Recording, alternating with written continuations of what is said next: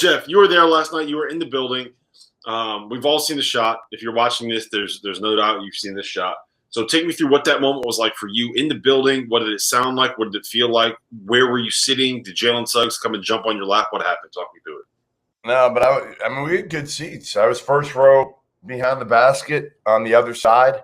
I had a great view of it, and I had a great view of Johnny Juzang tying it up. I mean, he drives to the basket, misses his shot, gets the putback. I'm like, all right, we're going to double overtime here, right? Like, we're getting 5 more minutes. This is awesome. And it's just been obviously a great game throughout. You had the underdog UCLA, which we thought was going to go away all game, and it never did. It never did. I think it was more honestly like UCLA that we've not underrated them all year, but just how they stepped up and played in the tournament. The level of play all tournament long. They matched baskets with Gonzaga all night for the most part. And then all of a sudden, Jalen Suggs gets the ball, and I'm like, there's no way. There's no way. There's no way. Holy fucking shit. Like, it was just like shock, I think, more than anything. Absolute shock and mayhem with Gonzaga. You just wish, and I tweeted this, in the building, among the media, we're all looking at each other, but you just wish you weren't looking at cardboard cutouts. And that's what you're looking at. You were looking at I couldn't even see the people because there were so many cardboard cutouts that I couldn't see the people, in the crowd. It just didn't have that juice to it. It didn't have it. It was an amazing moment, one of the best games of all time that frankly didn't have any atmosphere in the building, which was just, it was sad for those kids, for Gonzaga and UCLA, frankly. And, it was just, Jalen Suggs is just amazing, man. Like we said it early in the season, he should be in the mix for the #1 overall pick. And I had an NBA GM, multiple ones, tell me last night, because I had done a poll earlier in the year, maybe halfway through the year. And at that point, it was Cade, but Jalen Suggs was kind of on his ass a little bit when I polled the NBA guys. And I had one of them who picked Jalen Suggs then, and he said, that's why I picked Jalen Suggs. Like, the guy has just big cojones.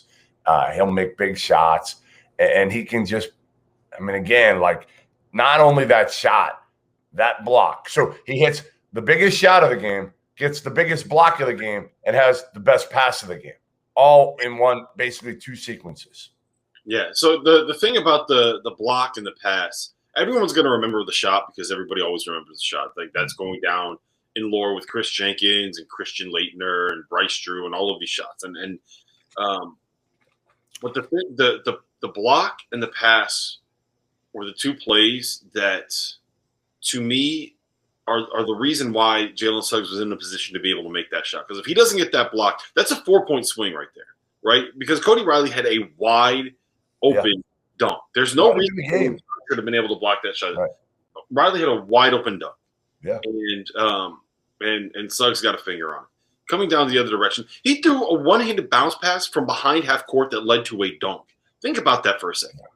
Behind half court, one-handed bounce pass to a dunk.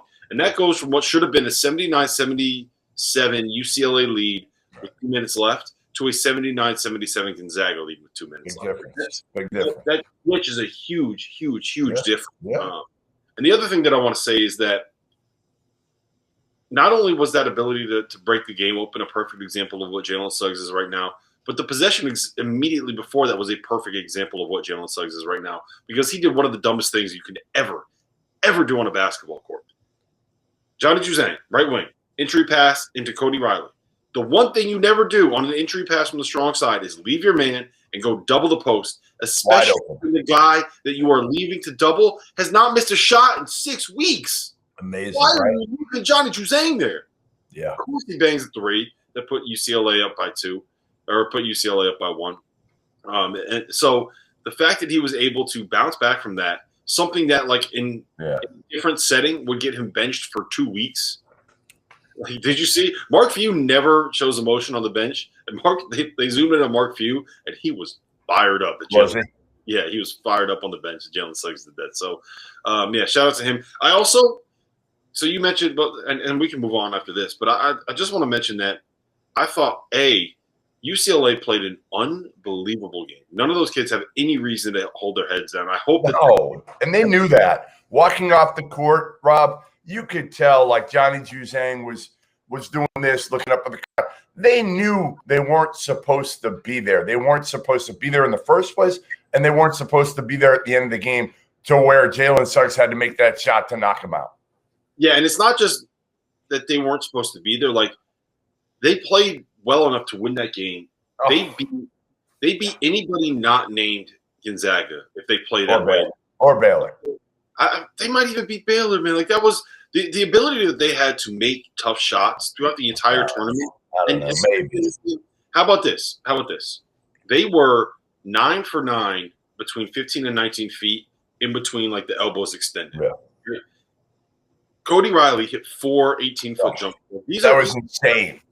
These are shots you if you're Gonzaga, those are the shots you want them to take. If you're Gonzaga and you can get Johnny Juzang driving to his left and hitting a pull-up with Jalen Suggs with a hand in his face, a perfect contest after being dogged the entire possession, just unbelievable game. Like, to me, that's what I'm going to remember more than anything else, is that UCLA took every single punch, man. Like, there were 3 or 4 moments in that game where UCLA could have folded, just like they could have folded 3 or 4 different times throughout the season.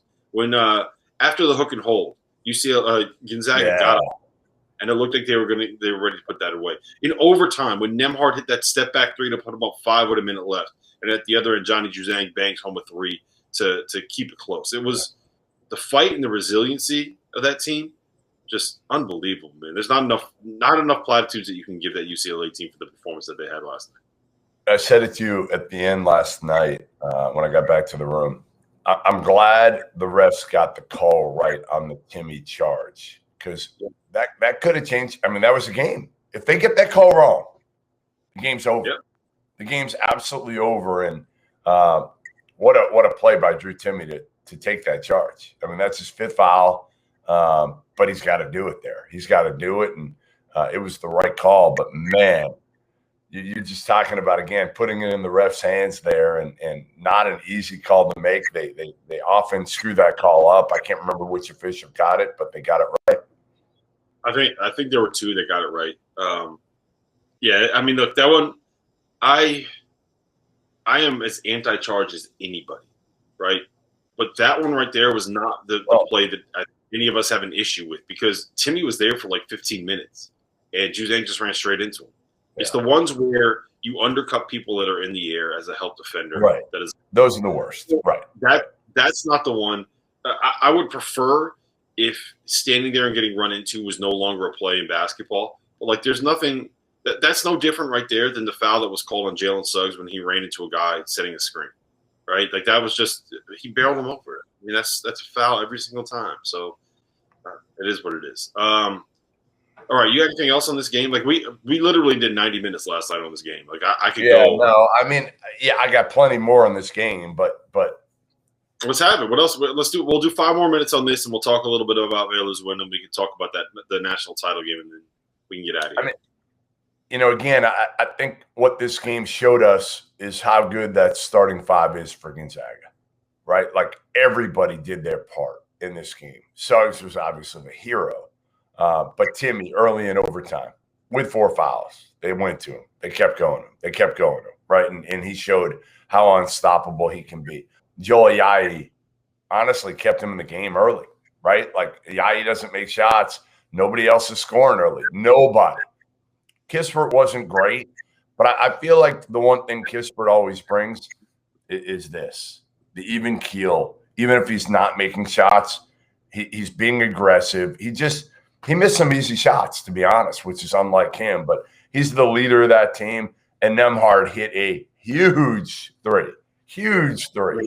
Kispert also made a couple of really, really big plays. Like, he hit some threes that were very important for UCLA or for Gonzaga being able to stay in that game. The dunk that he had coming through the lane was a huge kind of momentum play.